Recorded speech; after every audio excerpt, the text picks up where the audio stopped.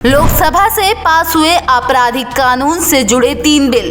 देश के खिलाफ बोलने पर जेल, मॉब लिंचिंग पर फांसी की सजा, राजद्रोह का कानून खत्म। 3 नए क्रिमिनल लॉ बिल पर बोले अमित शाह। लोकसभा ने हाल ही में 3 आपराधिक कानूनों को पास किया है, जिनमें से पहला बिल देश के खिलाफ बोलने पर जेल की सजा और मॉब लिंचिंग पर फांसी की सजा को शामिल करता है, जबकि दूसरा बिल राजद्रोह के कानून को समाप्त करता है।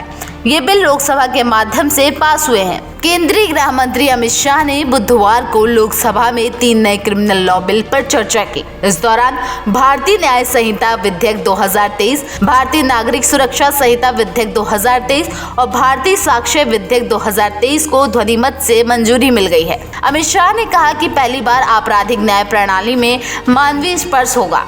उन्होंने बताया कि 75 साल के बाद भी भारत यूके सरकार द्वारा बनाए गए कानूनों का पालन कर रहा है और इस परिवर्तन के माध्यम से यहाँ ब्रिटिश शब्दों का उपयोग कम किया जाएगा। इन बिलों में कई महत्वपूर्ण प्रावधान हैं जो कानून व्यवस्था को मजबूत बनाने का उद्देश्य रखते हैं। गैंगरेप के मामलों में अब 20 साल से शुरू होकर आजीवन कारावास का प्रावधान, झूठे वादे या पहचान छुपाकर यौन संबंध बनाने पर अपराध और यौन हिंसा के मामलों में महिला न्यायिक मजिस्ट्रेट के सामने ही बयान दर्ज करने का प्रावधान शामिल है। इसके अलावा आतंकवाद, महिला विरोधी अपराध, देशद्रोह और मॉब लिंचिंग से संबंधित नए प्रावधानों को बढ़ावा दिया गया है।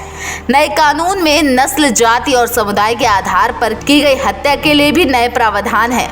मॉब लिंचिंग की घटनाओं में आजीवन कारावास से लेकर मौत की सजा तक का प्रावधान होने से इसका असरदार सामना किया जा सकेगा। गृह मंत्री ने इन तीनों बिलों की विशेषताएं बताई। नए क्रिमिनल लॉ बिल के तहत रोड रेज या सड़क पर एक्सीडेंट करने वालों के खिलाफ सख्त कानून बनाया गया है।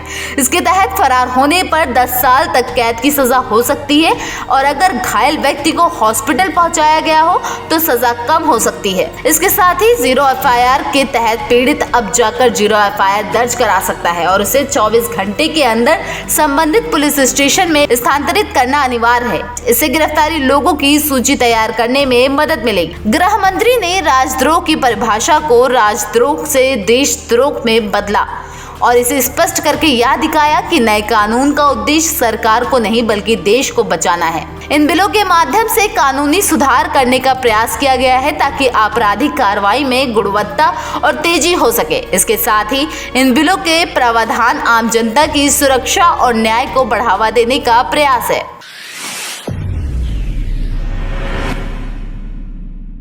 राहत सेवा संस्थान, सर्व मानवाधिकार, मानवता के लिए बढ़ते कदम में आप भी अपना सहयोग करें। सब्सक्राइब करें आपका अपना चैनल न्यूज टाइम नेशन और हर खबर सबसे पहले पाने के लिए बेल आइकॉन जरूर दबाएं। और हाँ, खबरें पसंद आ जाएं तो लाइक और शेयर करना ना भूलें।